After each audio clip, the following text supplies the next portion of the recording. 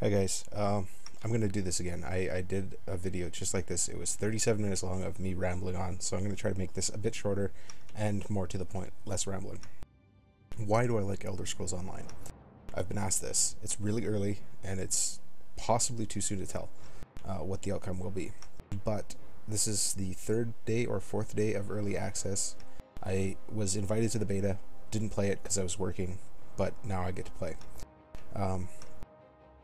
I have a bunch of characters here. It's taken me a little bit of time to figure out what I actually want to play. Finally, I decided on a sorcerer with an actual staff and sorcerer abilities. I have a sorcerer up here, but I put too much into bows, don't have a staff. It's still doable. It's the great thing about this game. You can be whatever you want with whatever weapon you want. Nightblade with a staff, sure, why not, right? There's another one, Nightblade with a bow. Nightblades, generally, people think rogues, they have daggers, whatever. See, I played around with a few classes, getting, level 4. Dragon Knight, I'm going to play him after I get my main max level. But again, I enjoy that aspect that you can be whatever you want, you can equip whatever you want, and you can do whatever you want. There's no cookie cutter stuff here. So I'm going to log in my sorcerer, who is currently my main, and from what I've seen so far is going to stay my main.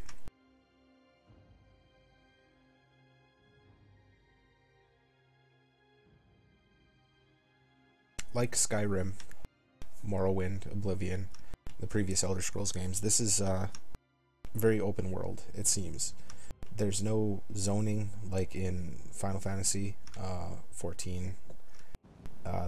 Was it 14? I don't know. Whatever. There's no, you're not in a city and then you teleport to a zone and then you teleport to a zone. Star Wars was bad for that, right? You were trapped in a relatively small area. That was your quest hub, and when you were done there, you warped to a different place, you did that, you warped to a different place, you did that. It was like City of Heroes too, it wasn't very open. This is huge, this is open. You can walk wherever you want. You do take ships to get to different ports quicker, different places, that kind of stuff. But you do that in WoW too, right? And that's one thing I liked about WoW, was that you could start in Winterspring and run yourself all the way down to Tannerus. You could start at Lightsoak Chapel, run all the way to Stranglethorn Vale without interruption, no loading. That is a very, very awesome aspect of MMOs that that I like. If an MMO makes me load between every, I walk for 20 seconds and I have to load again, I don't like that. So I love the open worldness. I love just being able to go where I want, right? I'm not penalized for it. I don't suddenly walk into an area where I'm going to get destroyed. I'm not trapped in a certain spot until I level up. I can just go and run around and do what I like. Look at that. I've been out of the city for a little while and I've come across a chest. A simple lock, no problem. Let's pick it.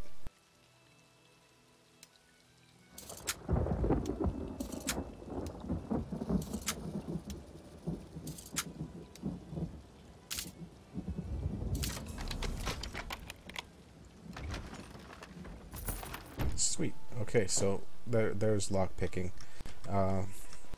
You hover your pick over the pins and you hold the mouse button and either let go of the mouse button or click, I usually hold down the right mouse button and then click the left mouse button when the pin starts shaking. You have to do it as soon as it starts shaking, because if you hold it too long, your pick breaks. If you let it up before it starts shaking, then it resets the pin and you have to start all over again.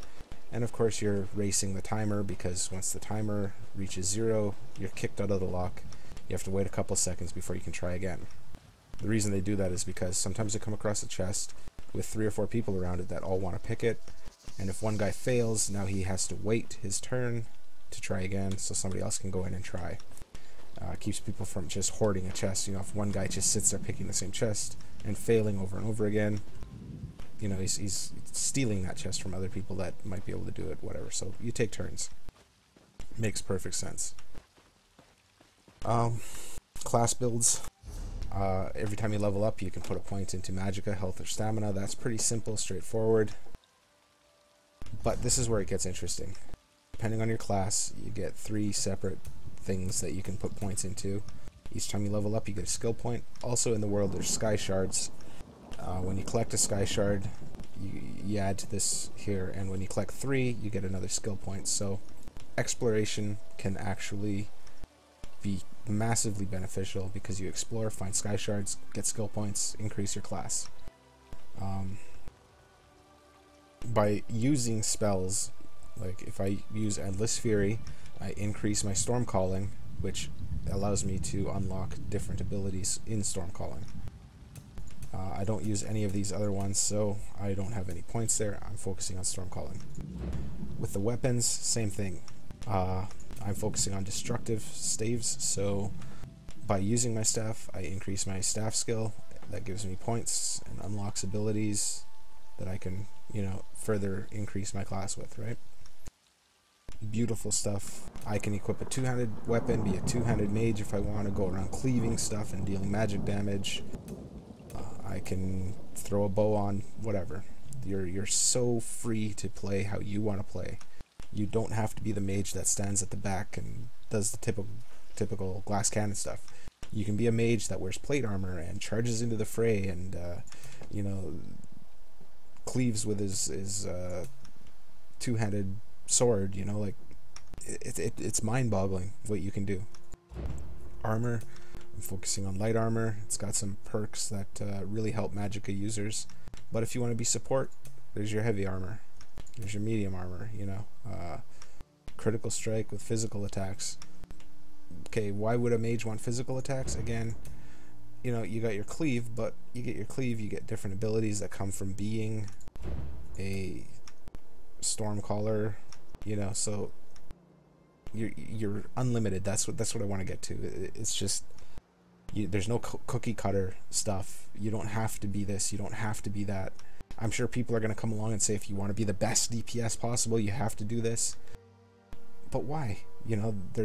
There's the options for you to say, well, I'm really good at DPS, but check this out, I can AoE heal while I'm dealing damage.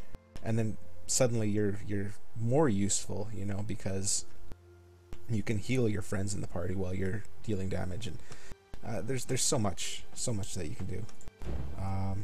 Crafting, there's your crafting skills, all kinds of great stuff.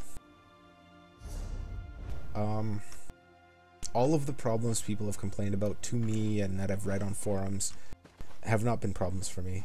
Completing bugged quests, there are no bugged quests. I'm gonna get a lot of people telling me that I'm wrong in that, but you know what? Every bugged quest that I've seen people talk about on the forums or in zone chat, I've gone and done it, and it has not been bugged for me. The problem is people are impatient and they don't like to read. All of the bugged quests that I've come across, that I've been told were incompletable, couldn't be bugged, just required a little bit of reading. You can charge the staff with soul shards or motes, soul motes, by wearing the disguise and standing in the circle and killing the necromancers. If you're not wearing the disguise, you're not going to get the motes from the necromancers. People didn't read the quest, they didn't figure that out, they didn't pick up the disguise, they didn't equip the disguise, they just went and killed necromancers. And then they would scream and rant and rage that the quest was bugged and the necromancers weren't dropping motes. Lo and behold, put on the disguise, kill the necromancers, get the motes. All you gotta do is read the quest and you'll figure things out.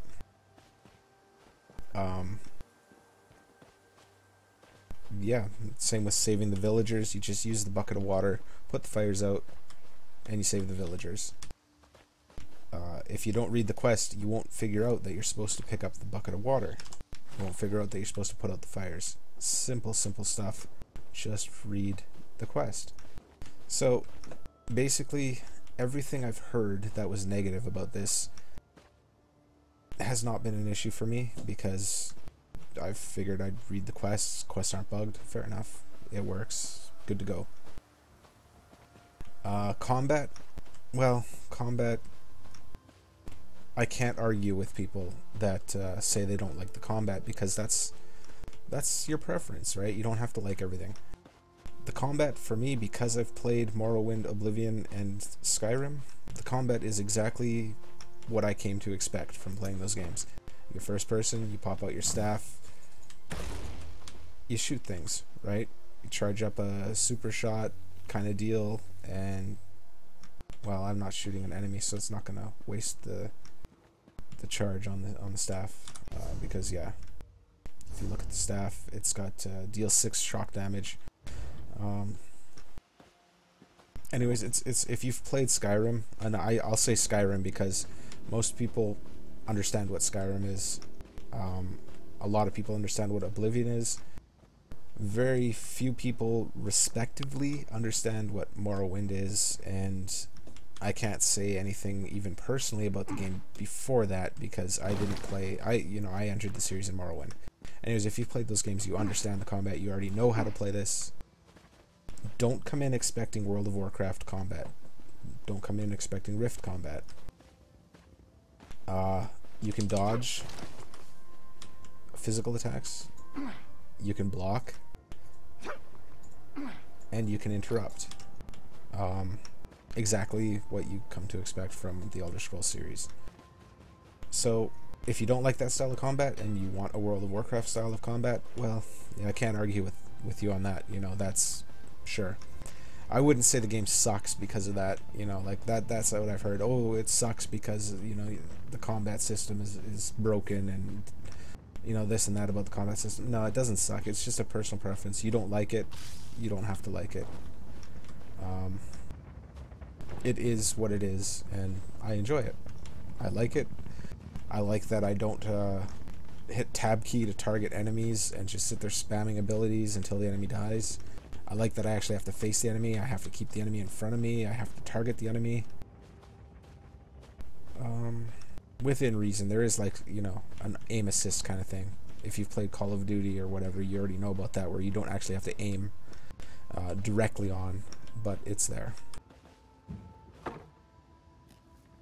I'm looting this because raw jute creates the cloth. Well, I can refine it into the cloth I need because I'm leveling, tailoring, I'll call it, clothier.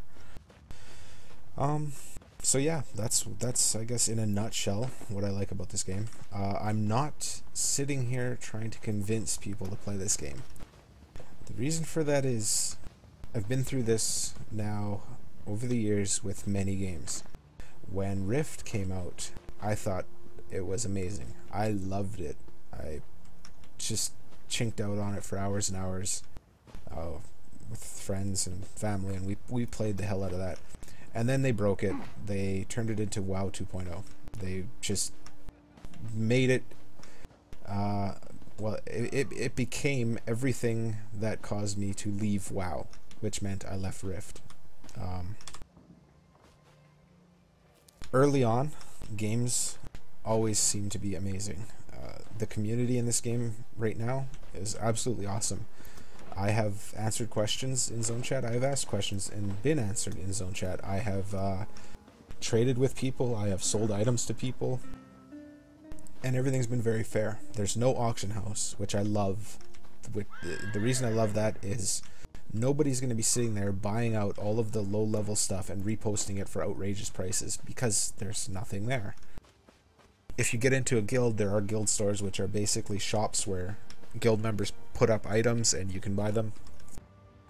You can put up items and they can buy them. So that's kind of cool about guilds. However, as far as an auction house goes, non-existent. If you want to buy something, you go to Zone Chat, you say, I want to buy this, and either somebody has it to sell or they don't. If you have something to sell, you can sell it to a vendor, or you can hold on to it and try to sell it in Zone Chat. Supply and demand seems to be working amazingly well here. And for instance, some iron bars that I wanted to sell the other day would have gone to the vendor for 360 gold. So I said in Zone Chat, I have them for sale. Somebody whispered me asking how much I wanted. I said, well, they sell the vendor for 360, so how's 400? And the guy said, that's too cheap. Here's 500, and he gave me 500 gold for them. Wow, right on, okay. So, you know, there's a lot of help there right now to find out what things are worth and stuff like that. These racial motifs, you see people down here in chat, 800 gold, 1,000 gold. It sounds like a lot of money. I'm level 8, 1,647 gold. Your first mount costs 14,000 gold. or 17,000. I guess it depends. I might not know what I'm talking about there, but it costs a good chunk of change. But it's doable. I mean, you know, there's a lot to spend your gold on, but you don't have to spend your gold. You can save, and you can make gold like crazy. Quests sometimes give, you know, 90 gold, sometimes they give 200 gold. So, you know, market seems good, community seems great. But, like I said, this is just a few days in. I'm not sitting here trying to tell my friends, oh, you have to get this game, it's amazing, come and join it. Because, you know, the cheapest way to get into this game is still going to cost you 60 bucks. Do I want to tell my friends to spend $60 for something that next month everybody might quit? No, I don't feel okay doing that. It is a great game. If you have the extra income and whatever and want to try it out, go for it. If you're looking for something to sink a few years into, you know, like Warcraft, maybe hold on until this game has established itself. If you can't afford it, don't do it, you know. I like it right now, but 2 weeks, a month, who knows how far down the road, things might change. You know, the economy could go out of whack, the community could suck, the devs could make everything really simple and easy, and I'll lose interest and quit, right? So I'm not trying to promote it right now. I think it's a great game. I personally love it. But it's too soon for me to sit here and tell you that you should get this game. I think if you enjoy Skyrim, I think it's a great game, you know. I want to tell you to buy it, but at the same time, I'm saying I heard what you did at the Guard, Traveler. It's so early, you know. Time will tell, right?